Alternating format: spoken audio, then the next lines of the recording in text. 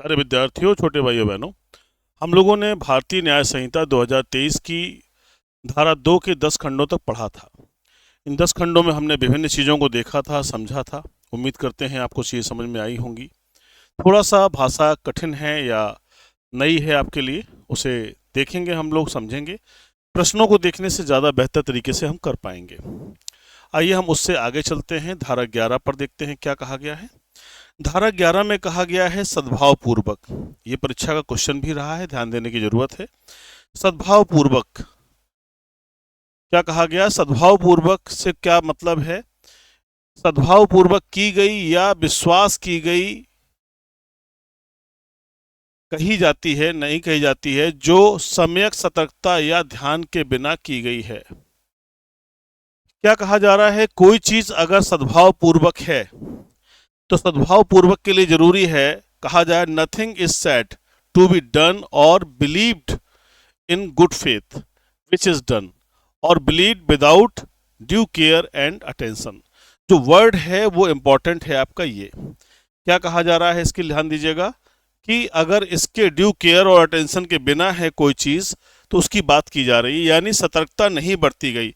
अगर सतर्कता नहीं बरती जा रही है, सम्यक सतर्कता, ध्यान दीजिएगा, हिंदी में कहा गया है सम्यक सतर्कता नहीं बरती गई है, तो उन बातों पर विश्वास नहीं किया जा सकता। सद्भाव पूर्वक का अगर हम अर्थ देखें, भाव पूर्वक, तो ये दो शब्दों से मिलकर बना है। सद माने हैं अच्छा और भाव माने है विचार, और पूर्वक माने होता है के साथ। यानी अच्छे विचार के साथ अगर कोई कार्य किया जाता है तो उसे सद्भाव पूर्वक कहा जाता है, ये बात कही गई। लेकिन उस सद्भाव पूर्वक में जो शब्द जोड़ा गया है, ध्यान दीजिएगा, सम्यक सतर्कता और ध्यान के बिना की गई या विश्वास की गई हो, तभी हम मानेंगे। जब सम्यक सतर्कता रखी गई हो, सतर्कता माने होती है केयर करना, चीज़ों के बारे में समझना कि हम जो कर रहे हैं वो सही है कि नहीं, क्या कमियां हैं, क्या अच्छाइयां, सब सोच समझ के किया गया हो। इस संदर्भ में एक केस भी है जिसका जिक्र मैं अक्सर कक्षाओं में करता हूं, ध्यान दीजिएगा। सुक्रू कविराज का मामला। सुक्रू कविराज का मामला, इस मामले में कहा गया था कि सुक्रू कविराज एक नाऊ है, नाऊ, और इसने क्या किया कि ये सेविंग का काम करता था, लेकिन इसने पाइल्स का ऑपरेशन शुरू कर दिया। पाइल्स माने बवासीर कहते हैं सामान्य ढंग से, और इसने जमींदारों की पाइल्स के ऑपरेशन किए। उसी में एक की मृत्यु हो गई और इसे इस मृत्यु के लिए डिस्ट्रिक्ट कोर्ट ने मृत्युदंड दिया। फिर आगे हाई कोर्ट में गया मैटर, तो ये कंटिन्यू रहा। फिर ये प्रिवी काउंसिल में मैटर गया, प्रिवी काउंसिल, तो वहां इसी बात पर चर्चा हुई कि जो कार्य किया गया है वो सद्भाव पूर्वक है कि नहीं। यानी उसमें उन्होंने कहा कि भाई मेरा तो कोई भाव बुरा नहीं था, मैं तो अच्छे भाव से किया था, जमींदार लोगों के डर की वजह से किया था, लेकिन मेरा अपना भाव अच्छा था, मैं किसी की मृत्यु नहीं करना चाहता था, लेकिन पता नहीं किस कारण से इंजरी हो गई और उस व्यक्ति की ब्लीडिंग की वजह से मृत्यु हो गई। तो ऐसे में प्रिवी काउंसिल ने इनसे पूछा था कि are you a medical practitioner, do you have MBBS degree. उन्होंने कहा साहब मेरे पास तो कोई डिग्री नहीं है और मैं कोई इस तरह काम नहीं करता, मैं नाऊ हूँ, घर घर जाकर के दाढ़ी बाल बनाता हूँ, बहुत पुरानी बात है। इस पर प्रिवी काउंसिल ने इन पर जुर्माना लगाया और इन्हें, पहली बार चूंकि मामला आया था, इसमें एक निर्णय दिया गया और कहा गया कि विषय विशेषज्ञ, ध्यान दीजिएगा, विषय विशेषज्ञ के द्वारा किए गए कार्य को ही सद्भाव पूर्वक माना जाएगा, पूर्वक माना जाएगा। ध्यान दीजिएगा, यानी क्या कहा गया? विषय विशेषज्ञ के द्वारा किए गए कार्य को ही सद्भाव पूर्वक माना जाएगा। अगर कोई डॉक्टर ऑपरेशन करता है तो माना जाएगा कि उसने पूरी विशेषज्ञता का ध्यान रखा है, उसने हर चीज को ध्यान में रख करके ऑपरेशन किया है। किसी वकील ने मुकदमे में पैरवी की है तो ये माना जाएगा कि उसे कानून की जानकारी है, उसने पूरी मेहनत से अपना काम किया है। हारना जीतना एक अलग विषय है। चार्टर्ड अकाउंटेंट ने कोई अकाउंट्स को मेंटेन किया है तो ये माना जाएगा कि उसने सद्भाव में काम किया है, पूरी तरीके से सावधानियों को बरता है, पूरी तरीके से सतर्कता को बरता है, ध्यान को रखा है, तभी जाकर के ऐसा काम किया है। तो आपको सद्भाव पूर्वक याद करना है। धारा 211 में है, पुरानी धारा धारा 52 में था। ये अगर हम आईपीसी की बात करें तो आईपीसी में धारा 52 था। तो याद रखना है कि हमारी पुरानी धारा में धारा 52 थी और वर्तमान धारा हमारी कहाँ हो गई है, धारा 11 हो गई है। तो इस प्रश्न को याद रखिएगा, अच्छा प्रश्न है। सद्भाव पूर्वक कहाँ बताया गया है, तो धारा 2 खंड हम कहेंगे 11 में है। अब अगली परिभाषा हमारी आती है सरकार। इस पूरे कानून में जब भी सरकार शब्द आएगा तो उसका क्या अर्थ होगा, ये ध्यान देना है। सरकार का मतलब क्या है? सरकार का मतलब है केंद्रीय सरकार या कोई राज्य सरकार। यानी भारत जैसे कहते हैं, अगर हम आर्टिकल 1 देखें, अनुच्छेद 1 देखें, तो अनुच्छेद 1 क्या कहता है? भारत राज्यों का एक संघ है, भारत राज्यों का एक संघ है। India is the union of states. तो राज्य के अस्तित्व को आपने देखा, तो यानी कि सेंट्रल गवर्नमेंट के अलावा क्या होगा? State government. इन दोनों के बारे में तो जब भी सरकार की बात आएगी तो उसका मतलब है केंद्र सरकार या राज्य सरकार। तो कानून में जब भी इनका जिक्र होगा इस बात को हमें ध्यान रखना है। आपसे पूछा जाए कि सरकार कहाँ बताया गया है, तो धारा 2 खंड 12 में बताया गया है। और पूछा जाए सरकार से तात्पर्य किससे है, तो केंद्रीय सरकार या राज्य सरकार से। क्लियर हो रहा है मेरे भाई? एक एक चीज को देखिएगा, बहुत आसानी से हम लोग पढ़ रहे हैं, एक एक बात को देख के चल रहे हैं। अब अगली धारा है संश्रय। नया शब्द आपके सामने लग रहा होगा, संश्रय। ठीक है, अंग्रेजी में कहते हैं हार्बर। क्या है संश्रय, से देखिएगा धारा क्या कहती है, फिर मैं आसानी से समझाऊंगा आपको। इसके अंतर्गत किसी व्यक्ति को आश्रय, भोजन, पेय, धन, वस्त्र, आयुध, गोला बारूद या वाहन के साधन देना, या किन्हीं साधनों से, चाहे वे उसी प्रकार के हों या नहीं जिस प्रकार के इस खंड में प्रगलित हैं, किसी भी व्यक्ति की सहायता पकड़े जाने से बचने के लिए करना आता है। हार्बर। अब देखिए, संश्रय माने किसी को सामान्य ढंग से देखिए आश्रय, ये मानिए आप, आश्रय देना, आश्रय। और ये आश्रय किसको? खास तौर से उस व्यक्ति को जिसे कानून की नजर में हम कहें अपराधी है या दोषी है या आरोपी है। ऐसा कोई व्यक्ति है जिसे हम क्या कर रहे हैं? संश्रय दे रहे हैं। इस संश्रय के अंतर्गत क्या चीजें हैं? हम उसे आश्रय दे रहे हैं, उसे रुका रहे हैं अपने घर पे, खाना खिला रहे हैं, उसे पानी पिला रहे हैं, उसे धन दे रहे हैं, उसे वस्त्र दे रहे हैं, उसे हथियार दे रहे हैं, गोला बारूद दे रहे हैं, या कोई वाहन दे रहे हैं जिससे वो कहीं जा आ सके। इस तरह की बातें अगर हम करते हैं, और क्यों करते हैं कि व्यक्ति की सहायता पकड़े जाने से बचने के लिए करना आता है। यानी उस व्यक्ति की जिसकी हम सहायता करते हैं उसे किसी द्वारा, पुलिस द्वारा पकड़ा ना जा सके, इसलिए हम ऐसा कर रहे हैं, तो इसे कहेंगे संश्रय, हार्बर या हार्बरिंग के रूप में हम लोग जानते हैं। तो इसे अपराध माना गया है, ये अपने आप में एक अपराध है। ध्यान दीजिएगा, किसी ऐसे व्यक्ति को ये सारी सुविधाएं प्रदान करना यह अपराध है। आप अक्सर देखते होंगे जम्मू एंड कश्मीर में पहले ऐसी घटनाएं होती थी कि तमाम आतंकवादी लोगों के घरों में घुस जाते थे और फिर कुछ तो दबाव बना करके, और कुछ लोगों को लोग बाग संश्रय देते थे, कुछ को तो दबाव बनाया जाता था, वो लोग बंदूकें दिखा करके रुकते थे, और कुछ को क्या होता था कि कुछ को बुलाते थे कि हाँ आप हमारे यहाँ स्टे करिए। तो ऐसे लोग जो है ये काम जो करते थे उसे कहते हैं संश्रय।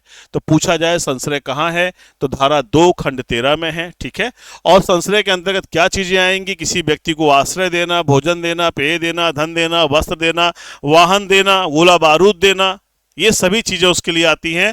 और किस लिए? ताकि उसे पकड़ा ना जा सके। क्लियर हो रहा है? तो इसे ध्यान दीजिएगा, एक एक परिभाषा को डिफाइन करने की कोशिश कर रहा हूं, और ऐसे ही प्रश्न आपके सामने आएंगे, तब बेहतर तरीके से आप समझेंगे।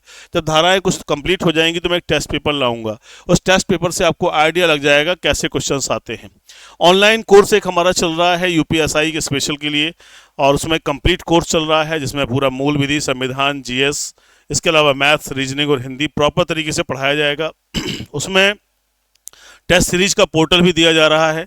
न केवल उत्तर प्रदेश के एग्जाम आपको मिलेंगे, आपको मध्य प्रदेश के, बिहार के, अन्य राज्यों के एग्जाम भी मिलेंगे। यूपीएसआई के अलावा यूपीपी के भी टेस्ट आपको मिलेंगे। हजारों टेस्ट हैं और मुझे लगता है कि शायद हमारे अलावा और कोई लोग नहीं दे रहे हैं, तो अपने कोर्सेज के साथ हम उसको आपको देने का प्रयास कर रहे हैं, जिससे आप प्रैक्टिस भी कर सकें, नए तरीके से तैयारी कर सकें, जिसमें chapter wise, unit wise test भी अवेलेबल हैं, मॉक टेस्ट अवेलेबल हैं, क्विज अवेलेबल हैं, बहुत सारी चीज़ें हैं। अगर आप सर्च करना चाहते हो तो मिशन इंस्टीट्यूट प्रयागराज की जो वेबसाइट है, आप उसमें चले जाइए, उसमें जाकर देखेंगे तो टेस्ट सीरीज का एक पूरा पोर्टल पड़ा हुआ है। आइए फिलहाल बात कर रहे थे धारा 2 खंड 14 के बारे में। क्षति क्या है, इंजरी पूछा जाए, क्षति शब्द जब भी प्रयोग होगा उसका क्या मतलब होगा, तो कहा गया क्षति से तात्पर्य कोई अपहानि है, कोई अपहानि means any harm whatever illegally caused to any person in body, mind, reputation और property, यानी किसी प्रकार की हानि है, किसी प्रकार का नुकसान है जो किसी व्यक्ति के शरीर, ध्यान दीजिएगा, मन, ख्याति या संपत्ति को अवैध रूप से, इलीगली रूप से कारित की गई है। यानी क्षति से तात्पर्य एक ऐसे क्रियाकलाप से है, एक ऐसे नुकसान से है जो किसी व्यक्ति के क्या कर रहा हो, शरीर को क्षति पहुंचाए, क्षति को नुकसान करे, उसके मन को, उसकी आत्मा को कष्ट पहुंचाए, या उसकी ख्याति, प्रतिष्ठा को, सम्मान को क्षति पहुंचाए, या उसकी संपत्ति को पहुंचाए, और ये सब काम जो हो रहा है वो इलीगल हो। क्या कहा गया है, इलीगली कॉज्ड, ठीक है ना, harm what ever illegally cost, ठीक है, जो अवैध रूप से किया जाता है, ऐसे कार्य को क्या कहते हैं, हम क्षति कहते हैं, जो कहां पर है, धारा 2 खंड 14 में। क्वेश्चन बनता है आपसे कि क्षति कहां परिभाषित है, उत्तर हो जाएगा धारा 2 खंड 14 में हो जाएगा। क्षति से तात्पर्य क्या है, ऑप्शन कई दे देंगे, किसी व्यक्ति को अवैध रूप से, ऑप्शन ए शरीर और उसके मन को क्षति पहुंचाना, ऑप्शन बी उसकी संपत्ति को क्षति पहुंचाना, ऑप्शन सी उसके ख्याति को क्षति पहुंचाना, option D, A B C तीनों सही हैं, तो उत्तर हो जाएगा ए बी सी तीनों सही हैं। तो इस तरह के प्रश्नों के लिए भी तैयार रहिएगा, ये बहुत सामान्य प्रश्न है, बीएनएस की स्टार्टिंग की धाराओं से क्वेश्चन है, हो सकता है अंदर से घुस के ना पूछे, बाहर ही क्वेश्चन आ जाए आपके, तो उस समय के लिए भी रेडी रहना है। और अगर कोई व्यक्ति कहता है ये नहीं आएगा, तो ये गलत फहमी आप बिल्कुल दिमाग से निकाल दीजिएगा। आपके कोर्स में किताब है, क्या आएगा क्या नहीं आएगा ये एग्जामिनर पर डिपेंड करता है, हम पर और आप पर डिपेंड नहीं करता। इसलिए हमें एक थॉरो स्टडी करना चाहिए, एक अच्छी पढ़ाई पढ़ना चाहिए, ताकि जहां से भी जो आएगा हम उसके लिए तैयार हैं। हमें एक एक क्वेश्चन सही करना है, एक एक नंबर बढ़ाना है। आइए फिलहाल आगे देखते हैं। अब धारा 2 खंड 15 में क्या कहा गया, अवैध और करने के लिए वैध रूप से आबद्ध, illegal and legally bound to do, दो चीजें हैं। इलीगल शब्द का प्रयोग किया गया है और लीगली बाउंड टू डू, यानी किसी कार्य को वैध रूप से करने के लिए आबद्ध होना, यानी प्रतिबद्ध होना, और जो अवैध है उसके बारे में। तो अब देखें यहां पर अवैध शब्द प्रत्येक उस बात को लागू है, क्या कह रहे हैं, अवैध शब्द प्रत्येक उस बात को लागू है जो अपराध हो, या जो वृद्धि द्वारा प्रतिषिद्ध हो, या जो सिविल कार्यवाही के लिए आधार उत्पन्न करती हो। तीन बातें आपके सामने आई, ठीक है, ध्यान दीजिएगा। एक बात आपकी आई क्या, कि जो अपराध हो, पहली बात, या जो विधि द्वारा प्रतिषिद्ध हो, यानी जो कानून द्वारा मना किया गया हो काम, या जो सिविल कार्यवाही के लिए आधार उत्पन्न करती है, यानी सिविल कार्यवाही को करने के लिए जो बेस बनाती है। ऐसी तीन में से कोई चीज है तो उसे हम क्या कहते हैं कि वो अवैध है। ध्यान दीजिएगा। अब क्वेश्चन आपसे बन सकता है अवैध के संदर्भ में, तो वहां कह सकते हैं कि अवैध माने अपराध, कोई भी कार्य अवैध माना जाएगा यानी वो अपराध है। दूसरा कह सकते हैं कि विधि द्वारा प्रतिषिद्ध है, अगेंस्ट लॉ है, ठीक है। तीसरा सिविल कार्यवाही का आधार उत्पन्न करता है। तो ये सारी चीजें क्या है, अवैध को डिफाइन करने का काम करती हैं। दूसरे शब्द के बारे में क्या कहा, करने के लिए वैध रूप से आबद्ध। तो क्या कहा गया, और कोई व्यक्ति उस बात को करने के लिए वैध रूप से आबद्ध कहा जाता है जिसका लोप करना उसके लिए अवैध है। अब ध्यान दीजिएगा, ये थोड़ा टेक्निकल भाषा आपके लिए हो गई कि लोप करना उसके लिए अवैध है। यानी देखिए, अगर हम कहते हैं कि हेलमेट लगाना चाहिए, आप बाइक से जाते हैं, हेलमेट लगाना चाहिए, कानून भी इस संदर्भ में बना है, कहा गया है कि हेलमेट लगा के चले। लेकिन कोई व्यक्ति क्या करता है, हेलमेट नहीं लगाता, तो क्या कहा गया है कि करने के लिए वैध रूप से आबद्ध कहा जाता है जिसका लोप करना उसके लिए अवैध है। यानी हेलमेट लगाने के लिए कहा जा रहा है, लेकिन अगर आप ऐसा करते हैं, नहीं करते हैं, नहीं लगाते हैं, तो ये कार्य क्या हो जाएगा, अवैध कार्य मान लिया जाएगा। यानी जिन चीज़ों को करने के लिए कहा जाता है, जब आप उनको नहीं करते हैं तो कहते हैं कि आप उस चीज़ का लोप कर रहे हैं, ओमिशन कर रहे हैं, ठीक है ना। तो इस बात को भी अपराध माना जाता है। तो ध्यान रखना है कि कुछ चीज़ें जो करने के लिए कही जाती हैं उन्हें करना है, जो चीज़ें नहीं करने के लिए कही जाती हैं उन्हें नहीं करना है, ठीक है ना। तो किसी कार्य को करने से या कार्य को ना करने से दोनों परिस्थितियों में अपराध का गठन होता है। हम लोग धारा 2 खंड 24 में इस बात को पढ़ेंगे कि अपराध क्या है, तब आप इस बात को और देखेंगे, समझेंगे। फिलहाल हमने यहाँ पर आपको बताया कि अवैध और करने के लिए वैध रूप से अवैध क्या है, ये बात कहाँ बताई गई, धारा 2 खंड 15 में बताई गई है। और किन बातों को हम अवैध कहते हैं तो अवैध के संदर्भ में हमने आपको बता दिया है। आगे चलिए, अब आपके सामने अगली परिभाषा है धारा 2 खंड 16 न्यायाधीश। अभी हमने न्यायालय पढ़ा था, न्यायालय में हमने देखा था कि न्यायालय क्या है। फिर अब हम आज पढ़ रहे हैं न्यायाधीश। न्यायाधीश से ऐसा व्यक्ति अभिप्रेत है, ऐसा व्यक्ति आता है जो आधिकारिक तौर पर न्यायाधीश के रूप में अभिहित किया गया है, और इसके अंतर्गत ऐसा कोई व्यक्ति भी आता है, इसके अंतर्गत ऐसा कोई व्यक्ति भी आता है। अब ध्यान दीजिएगा क्या कहा जा रहा है, इस चीज को समझिएगा। अभी हम इसको पढ़ेंगे आगे, 2 खंड और इसके होंगे। तो न्यायाधीश के अंतर्गत ऐसा व्यक्ति आता है जो आधिकारिक तौर पर न्यायाधीश के रूप में अभिहित किया गया है। न्यायाधीश माने क्या, जो न्याय करने में सक्षम हो। न्याय करने में कौन सक्षम होगा, जिसे न्यायाधीश के रूप में नियुक्त किया गया होगा। अब उसकी प्रोसीडिंग से हमने आपको बताया था, पहले भी कल भी कहा था, पीसीएसजे के माध्यम से, एचजेएस के माध्यम से, हाई कोर्ट और सुप्रीम कोर्ट में डायरेक्ट अपॉइंटमेंट होते हैं। तो उन व्यक्तियों को जो विधि की ज्ञान रखते हैं, अच्छी जानकारी रखते हैं, उनको एक प्रक्रिया के माध्यम से न्यायाधीश बनाया जाता है। जब वो न्यायाधीश बनते हैं तो उसका मतलब उन्हें विधिक शक्ति प्रदान की जाती है, उन्हें वो शक्ति होती है कि वो न्याय कर सके। आइए ध्यान दीजिए यहाँ पर, अब इसमें कहा गया है कि ऐसा व्यक्ति भी आता है। तो आगे चलते हैं हम लोग। जो किसी विधिक कार्यवाही में, चाहे वह सिविल हो या दांडिक, अंतिम निर्णय या ऐसा निर्णय जो उसके विरुद्ध अपील ना होने पर अंतिम हो जाए, या ऐसा निर्णय जो किसी अन्य प्राधिकारी द्वारा पुष्ट किए जाने पर अंतिम हो जाए, देने के लिए विधि द्वारा सशक्त किया गया हो। अब इस भाषा को देखने से बहुत कठिन कठिन सी भाषा लगती है, लेकिन है नहीं कठिन। इनका कहना है कि अगर कोई व्यक्ति है जो किसी विधिक कार्यवाही में, किसी लीगल एक्टिविटी में, लीगल कार्यवाही की बात कर रहे हैं, अगर वो किसी विधिक कार्यवाही में, चाहे वो सिविल कार्यवाही हो, ध्यान दीजिएगा, चाहे वो सिविल कार्यवाही हो, सिविल मामला हो, चाहे वो क्रिमिनल मामला हो, जहां पर अंतिम निर्णय या ऐसा निर्णय जो उसने दिया है, उसके बाद अगर कोई कहीं पर अपील ना की जाए तो फाइनल हो जाए। यानी अगर एक जज ने कोई निर्णय दे दिया और उसकी अपील अगर नहीं हुई है तो वही फाइनल हो जाए, तो ऐसे व्यक्ति को न्यायाधीश कहा जाता है। भाई सिविल जज जूनियर डिवीजन है, उसने निर्णय दिया, कहीं कोई अपील में ही नहीं गया तो वही फाइनल हो गया, है ना। एडिशनल डिस्ट्रिक्ट जज है, उसने कोई निर्णय दिया, हाई कोर्ट अपील में नहीं गए तो वही फाइनल हो गया। तो यही बात वो कह रहे हैं कि अगर वो किसी मामले में निर्णय देते हैं, चाहे वो सिविल हो चाहे वो आपराधिक हो, और अगर उसकी अपील नहीं होती है तो वो फाइनल माना जाए, तो ऐसे व्यक्ति को क्या कहेंगे, हम न्यायाधीश कहेंगे, ठीक है। तो ये बात यहां पर, या कोई किसी अन्य प्राधिकारी द्वारा पुष्ट किए जाने पर अंतिम हो जाए।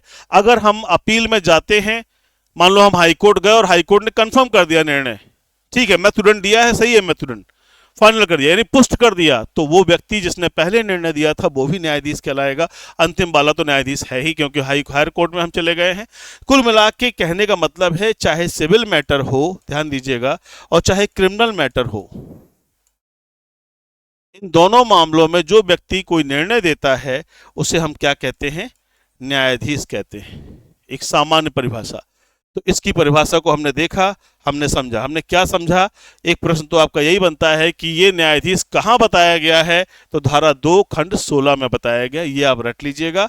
बाकी इस बात को जब सुनते रहेंगे तो आपको याद रहेगी, ऑप्शन आएंगे। अभी जब मैं क्वेश्चंस आपको कराऊंगा तो आपको बहुत तेजी से क्लियर होगा कि कैसे क्वेश्चन बनते हैं। अभी तो आपको लग रहा होगा क्या पढ़ाया जा रहा है या क्या चीज़ें हैं। जो लोग नए हैं उनको थोड़ा सा दिमाग में उलझन हो सकती है कि अरे क्या परिभाषा आ रही है, लेकिन आप जान लें कानून में जो लिखा है वही मान्य है। आपकी हमारी मन की इच्छाएं नहीं है। अब तो न्याय की देवी की आंख में पट्टी भी नहीं है, संविधान है। यानी सब कुछ देख रही हैं, सब कुछ समझ रही हैं और कानून के हिसाब से कार्य हो रहा है। तो ध्यान दीजिएगा इस चीज को। हम लोगों ने यहां पर पहले खंड को देख लिया।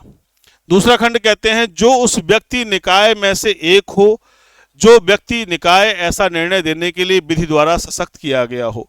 यानी जो क्रिमिनल और सिविल मैटर में जो निर्णय दे रहा है, यदि ऐसे व्यक्ति को विधि द्वारा सशक्त किया गया हो, ध्यान दीजिएगा, स्पेशली एम्पावर्ड बाय लॉ, विधि द्वारा सशक्त। जब किसी व्यक्ति को विधि द्वारा सशक्त किया जाता है तो सशक्त करने का मतलब क्या है? जब हम उसकी परीक्षा लेते हैं, प्री लेते हैं, फिर मेंस होता है, फिर इंटरव्यू होता है, फिर इसके बाद जेटीआरआई में ट्रेनिंग होती है, फिर इसके बाद पोस्टिंग होती है, तो ये क्या हुआ रहा है? ये पूरी की पूरी इसको क्षमता प्रदान की जा रही है। इसमें एक प्रमाण पत्र जारी होता है कि आप न्यायाधीश के रूप में कार्य करें, एक सर्टिफिकेट जारी होता है। जैसे आप सब इंस्पेक्टर बन जाएंगे, मान लीजिए हम आपको कहें कि आप सब इंस्पेक्टर बनने के लिए आपने यूपीएसआई की परीक्षा पास कर ली, ठीक है, आपने एग्जाम पास किया, तो आप दरोगा थोड़ी हो गए। आप सोचो एग्जाम पास कर गया दरोगा हो गए, ऐसा नहीं है। एग्जाम पास करने के बाद आपको फिजिकल के लिए जाना होगा, फिजिकल के बाद आपकी मेरिट बनेगी, मेरिट फिजिकल और मेडिकल होगा, और इसके बाद फाइनल मेरिट बनकर आएगी। फिर आपको ट्रेनिंग के लिए भेजा जाएगा। ट्रेनिंग में भी आप एक कैडेट हैं, आप दरोगा नहीं है। आप अगर गलतफहमी में है कि हम सीधे भर्ती हुए परीक्षा पास के दरोगा होगा, ऐसा नहीं है, आप अभी कैडेट हैं। जब आप इससे ऊपर जाएंगे, यानी जब आप उस पूरी ट्रेनिंग को पास करेंगे और फिर जब आपकी पासिंग आउट परेड होगी, पीओपी होगी, इसके बाद आपको एक सर्टिफिकेट दिया जाएगा और उसमें लिखा होगा कि आपको उप निरीक्षक के पद पर तैनात किया जाता है। ये सर्टिफिकेट ही बताता है कि you are a sub inspector. तो ऐसे ही चीजों के बारे में कहा जा रहा है कि व्यक्ति निकाय ऐसा निर्णय देने के लिए विधि द्वारा सशक्त हो। जब व्यक्ति को ऐसी चीजें के लिए ऑथराइज कर दिया जाता है, सर्टिफिकेट दे दिया जाता है कि आप न्यायाधीश के रूप में कार्य करेंगे, तो वो न्यायाधीश होता है। तो कोई भी व्यक्ति जो दंडिक यानी क्रिमिनल और सिविल मैटर में निर्णय देने के लिए सशक्त है और जो विधि द्वारा सशक्त किया गया है निर्णय देने के लिए, ऐसे व्यक्ति को, यानी विधि द्वारा जिसको पावर दी गई है कि क्रिमिनल और सिविल मामलों में निर्णय दे, ऐसे व्यक्ति को हम क्या कहेंगे? न्यायाधीश कहेंगे। इसी टर्म में यही परिभाषा है। आइए आगे चलते हैं। पहले विद्यार्थियों इसके एग्जाम्पल को देख लो आप। दृष्टांत इलस्ट्रेशन क्या कहता है? किसी आरोप के संबंध में अधिकारिता का प्रयोग करने वाला कोई मजिस्ट्रेट, यानी अपने जुरिडिक्शन का प्रयोग करने वाला कोई मजिस्ट्रेट, जिसके लिए उसे जुर्माना या कारावास देने की शक्ति प्राप्त है, चाहे उसकी अपील होती हो या ना होती हो, न्यायाधीश है। देखिए वही बात यहां पर एक्सप्लेन कर दी गई है, उसी बात को याद रखिएगा। परीक्षाओं में ऐसे दृष्टांत आते हैं, ठीक है, कैसे दृष्टांत आते हैं कि मजिस्ट्रेट को आरोप के बारे में या किसी अन्य चीज के बारे में। तो ये बात ध्यान रखना है कि कोई भी मजिस्ट्रेट है जब वो न्यायालय में बैठता है, कार्रवाई करता है, तो वो न्यायाधीश की भूमिका ही निभाता है, तो वो न्यायाधीश के रूप में ही कार्य करता है, ठीक है ना। तो अगर उसे कारावास देने की या जुर्माना लगाने की शक्ति प्राप्त है तो वो कौन है? न्यायाधीश है। इस एग्जाम्पल को याद रखिएगा, अच्छा एग्जाम्पल है, परीक्षा में आ भी सकता है। अब धारा 2 खंड 16 के बाद 17 में आ जाइए। 17 कहता है जीवन, लाइफ। लाइफ क्या है? जीवन क्या है कानून के हिसाब से, ठीक है ना। जो ऋषि मुनि हैं और तपस्वी हैं और बड़े कथावाचक हैं, उनकी परिभाषा को यहां नहीं रख रहे हम लोग अपने कानून की परिभाषा को रख रहे हैं। जब तक संदर्भ से प्रतिकूल प्रतीत ना हो, यानी जब तक इस संदर्भ से उल्टा ना कहीं बात आए, तब तक किसी मानव के जीवन से अभिप्रेत है। ध्यान दीजिएगा। Life means the life of a human being unless the contrary appears from the context. ये क्या कहा जा रहा है कि जैसे मृत्यु हमने पढ़ी थी, मृत्यु से तात्पर्य मानव की मृत्यु से है, इसी प्रकार से जीवन से तात्पर्य मानव के जीवन से है, ह्यूमन बीइंग। तो याद रखिएगा कि जीवन की जब भी बात आएगी तो वो किस जीवन की बात है? मानव जीवन की बात है। इसको याद रखेंगे तो हम बेहतर तरीके से समझ पाएंगे। तो धारा 2 खंड 17 में ये बात बता दी गई है। आइए आगे चलते हैं। प्यारे विद्यार्थियों, धारा 2 खंड 18 क्या कहता है? स्थानीय विधि, लोकल लॉ। विधियां बहुत सारी हैं, स्थानीय विधि है, विशेष विधि है, ठीक है। स्थानीय विधि से क्या तात्पर्य है? विधि से अभिप्रेत है जो भारत के किसी विशिष्ट भाग को लागू हो। किसी स्पेसिफिक एरिया को जो लागू की गई है, किसी विशेष क्षेत्र में किसी विशेष उद्देश्य के लिए लागू की गई है, वो क्या है? वो कहलाती है स्थानीय विधि, लोकल लॉ, है ना। लोकल लॉज होते हैं, राज्यों के अलग अलग कानून होते हैं, जमीन संबंधी कानून होते हैं, भूमि संबंधी कानून होते हैं, तो वो राज्यों के अलग अलग किसी विषय के संदर्भ में कानून है, उन्हें हम कहते हैं स्थानीय विधि, ठीक है ना। तो आपसे पूछा जाए स्थानीय विधि कहाँ परिभाषित है, तो धारा 2 खंड 18 में परिभाषित है। सिंपली रट लीजिए, एक दो बार पढ़ लेंगे तो याद हो जाएगा। एक लिस्ट बना के रख लीजिएगा अपने कमरे पर, 2-4 बार पलटते रहिएगा, सब याद हो जाएगा, कहीं कुछ नहीं। और फिर हम क्वेश्चन आपको करा देंगे तो उससे भी आपको समझ में आ जाएगा, ठीक है। तो इस तरह से चीजें हो जाएंगी। आइए, धारा 2 खंड 19 क्या कहता है? पुरुष। पुरुष यानी मैन से क्या मतलब है? तो उन्होंने कहा कि किसी भी आयु का मानव नर, ध्यान दीजिए, किसी भी आयु का मानव नर। एक्चुअली आपने अभी बालक पढ़ा था, बालक के संदर्भ में क्या कहा गया था कि 18 वर्ष, ध्यान होगा आपको, 18 वर्ष से कम आयु के बच्चे को क्या कहते हैं हम लोग? बालक कहते हैं। और यहां पर कहा गया किसी भी आयु का मानव नर, है ना, means male human being of any age. तो जब आपसे पूछा जाए तो किसी भी आयु के मानव नर को हम क्या कहते हैं? पुरुष कहते हैं। मानव नर शब्द है ना, मानव नारी नहीं कहा गया है, तो मानव नर है, किसी भी आयु को से हम कहते हैं पुरुष। ये कहां पर है? धारा 2 खंड 19 में है। क्लियर हो रहा है मेरे भाई? इसे देख लीजिएगा आप। चलिए, अब ये शब्द आपके सामने आए, इनका भी प्रयोग होता है। मास और वर्ष, जहां कहीं भी मास शब्द या वर्ष शब्द का प्रयोग किया गया है, वहां यह समझा जाना है कि मास या वर्ष की गणना ग्रेगोरियन कैलेंडर के अनुसार की जाएगी। ग्रेगोरियन कैलेंडर ही हमारा चल रहा है, आप देखते हो, जनवरी शुरू होता है, दिसंबर में ख़त्म होता है। तो हम इसी आधार पर कानून की चीज़ों की गणना करेंगे। जो भी चीज़ होगी हमारी, वो इसी आधार पर होगी, हमारे उस शक संवत के आधार पर नहीं होगी, विक्रम संवत या गुप्त संवत के आधार पर नहीं होगी। जो भी चीज़ें होंगी वो किसके आधार पर होंगी? ग्रेगोरियन कैलेंडर के आधार पर डिसाइड की जाएंगी। तो ये भी याद रखना है कि जब भी मंथ की बात आए कानून में, या जब भी कभी ईयर की बात आएगी, तो वो किस कैलेंडर के आधार पर आएगी? ग्रेगोरियन कैलेंडर के आधार पर आएगी। बस इतना ही याद करना है इसमें, और कुछ खास बात नहीं है। आइए, अब आइए धारा 2 खंड 21, जंगम संपत्ति। ये इंपॉर्टेंट है, वेरी इंपॉर्टेंट है, और आपको पढ़ना चाहिए, वेरी इंपॉर्टेंट। क्या कहा जा रहा है? जंगम संपत्ति के अंतर्गत भूमि और वे चीजें जो भूबद्ध हों या भूबद्ध किसी चीज से स्थायी रूप से जकड़ी हुई हों के सिवाय प्रत्येक प्रकार की संपत्ति आती है। अब देखिए, ये उल्टी डिफिनीशन दे दी गई, ये सीधे ना देकर के उल्टा समझाने का प्रयास किया गया। जंगम संपत्ति को कहते हैं मूवेबल प्रॉपर्टी। क्या बोलते हैं अंग्रेजी में? Movable property. मूवेबल प्रॉपर्टी का मतलब है चल संपत्ति, चल संपत्ति। अब ये क्या कह रहे हैं कि भूमि और वे चीजें जो भूबद्ध हों या भूबद्ध किसी चीज से स्थायी रूप से जुड़ी हों, भूबद्ध चीज से स्थायी रूप से जुड़ी हों,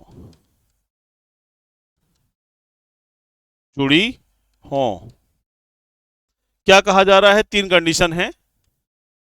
यानी कोई भूमि की बात की जा रही है, भूबद्ध चीजों की बात की जा रही है, भूमि से जुड़ी हुई चीजों की, और भूबद्ध चीजें जो स्थायी रूप से जुड़ी हैं, जैसे जमीन में भूमि हो गई, भूमि से जुड़ी हुई दीवारें हो गई, और दीवारों से जुड़े हुए दरवाजे हो गए, है ना, कुंदे हो गए, छत हो गई, इन सब की बात हो रही है। यानी जो भूमि और भूमि से जुड़ी हुई चीजें हैं उनके बारे में बात हो रही है।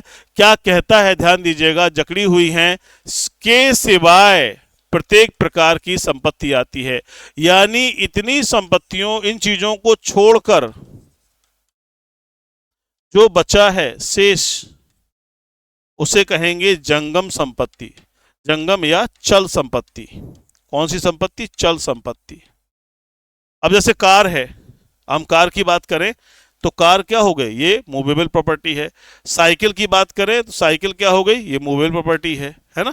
तो जो चीजें एक स्थान से, कुर्सी क्या हो गई, मूवेबल प्रॉपर्टी है, मेज क्या हो गई, मूवेबल प्रॉपर्टी है, यानी जिन्हें हम आसानी से एक स्थान से दूसरे स्थान पर ले जा सकते हैं वो क्या हो गई, जंगम संपत्ति। लेकिन जंगम को डिफाइन कैसे किया गया, जो भूमि भूबद्ध या भूबद्ध चीजों से स्थायी रूप से जुड़ी हुई हैं, उन चीजों को छोड़ करके जो जो कुछ भी है वो सब क्या हो जाएगा, जंगम संपत्ति। ये बहुत इंपॉर्टेंट है, याद रखिएगा। जब हम चोरी की परिभाषा पढ़ेंगे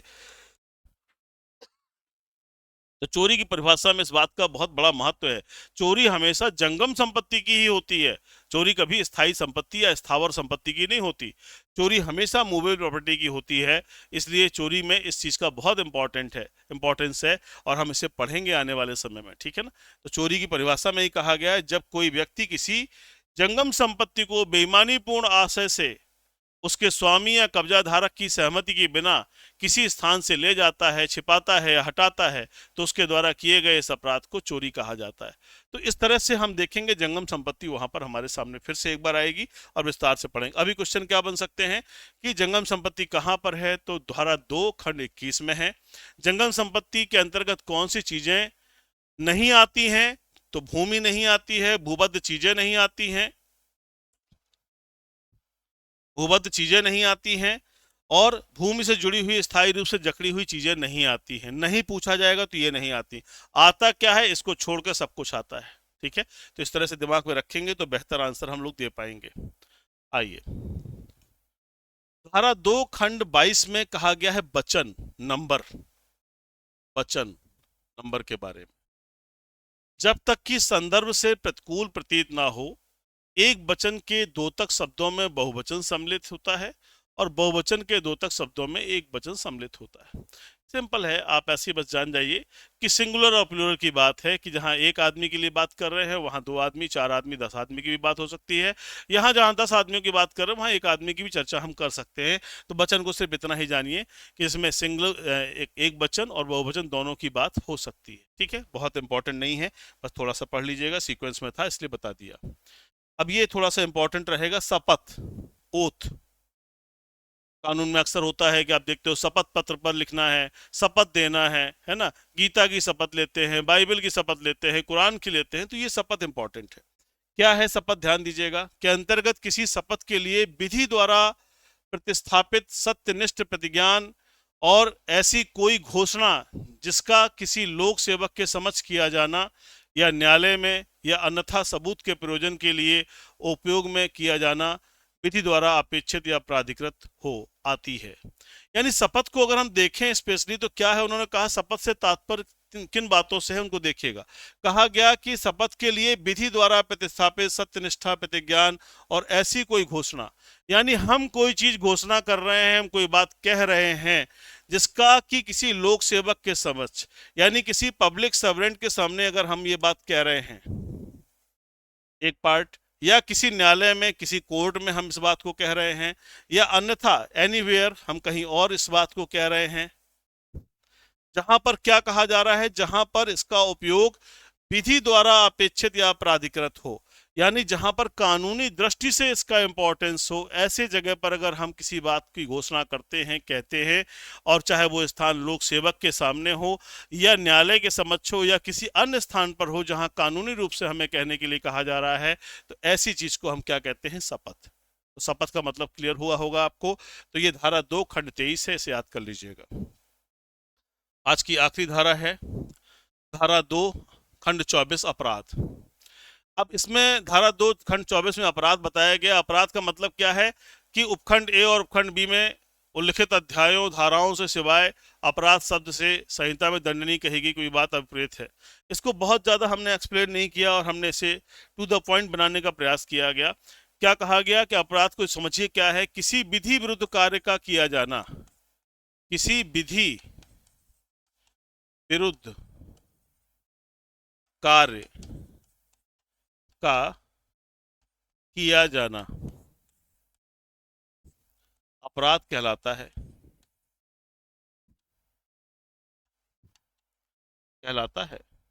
if anything is against to the law is a crime और ऑफेंस।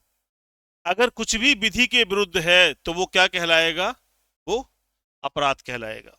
अब देखिए अपराध को 2 तरह से कर सकते हैं। अपराध के लिए क्या कहा गया, विधि विरुद्ध कार्य को हम 2 तरह से कर सकते हैं। कार्य को करके करके या कार्य को ना करके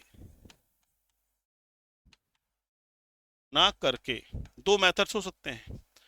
अगर हम इलीगल एक्ट की बात करें तो हम कोई काम कर दें, हो सकता है वो इलीगल हो जाए, और कोई काम हम ना करें तब भी इलीगल हो जाए। तो इसको ध्यान देना होगा। पहली कंडीशन क्या है कि जब, पहले वाले में ध्यान दीजिएगा, जब विधि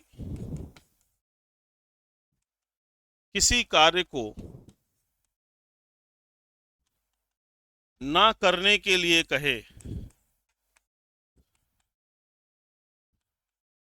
कहे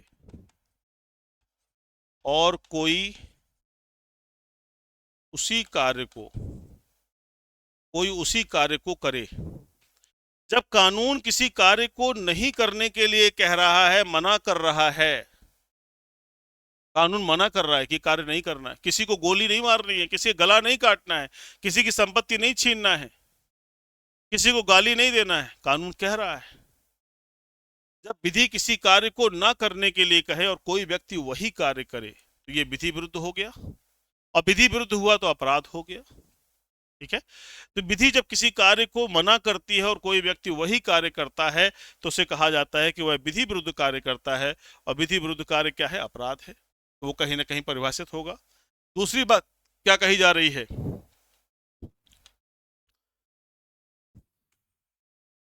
जब विधि किसी कार्य को करने के लिए कहे